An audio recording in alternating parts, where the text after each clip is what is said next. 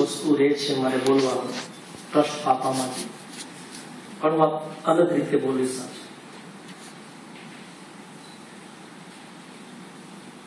Robin શર્માની એક book છે કે Who will cry after you die? તમે મરી જશો પછી કોણ રોશે? તમારા જીવનમાં કશું કરીને જવું પડશે કે તમારી પાછળ કોઈ રોવે. તમારા મિત્રો, તમારા સગા સંબંધીતો રોશે, લેણદાર પણ રોશે જો પૈસા બાકી રહી ગયા હશે. પણ જીવનમાં એવું કશું કરીને જવાનું છે કે આખી દુનિયા તમારી પાછળ રોવે, તમને યાદ કરે. અને આજે હું મારા સેશનનું ટોટલ ડાયરેક્શન એના ઉપર રાખવા માંગુ છું.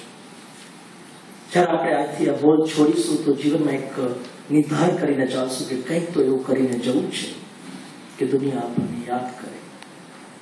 નાના મોટા કામ કરવા માટે તો જીવનમાં 2 મિનિટ બહુ કાફી છે.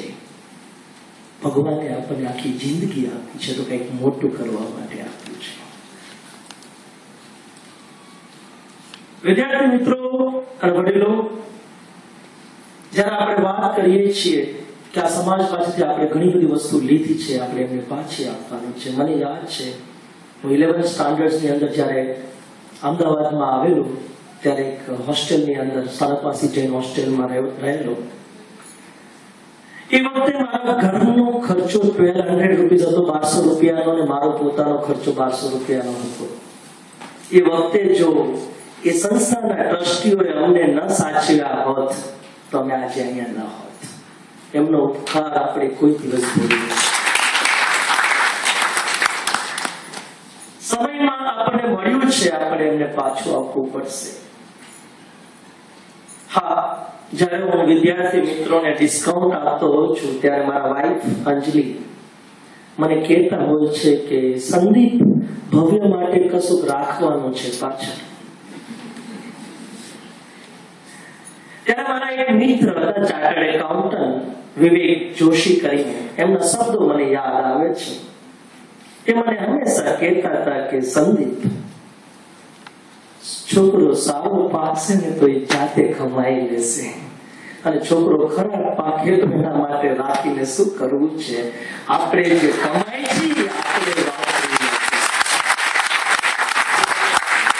જો કંઈ આપણે આપી શકીએ છીએ આપણા નેક્સ્ટ જનરેશનને તો સારા સંસ્કાર અને એજ્યુકેશન. આ 2 વસ્તુની વિરાસત આપવાની જરૂર છે.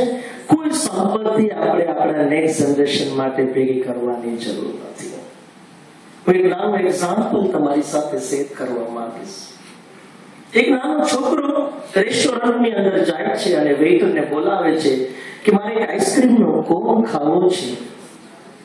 તો વેઇટર કહે છે કે આઈસ્ક્રીમના કોનની પ્રાઇસ 30 રૂપીસ છે, આ મોટા કોનની પ્રાઇસ 30 રૂપીસ છે. છોકરો એનો પોતાનું સેવિંગ છે એને ખોલે છે અને જુએ છે, અને પછી પાછું વેઇટરને કહે છે કે નહીં, મારે મોટો કોન નથી ખાવો, મારે નાનો કોન ખાવો છે. વેઇટરને એમ થયું કે શાયદ એની પાસે સેવિંગ ઓછું હશે એટલે નાનો કોન માંગે છે. 22 રૂપિયાનો નાનો કોન હતો, મોટો કોન 30 રૂપિયાનો હતો.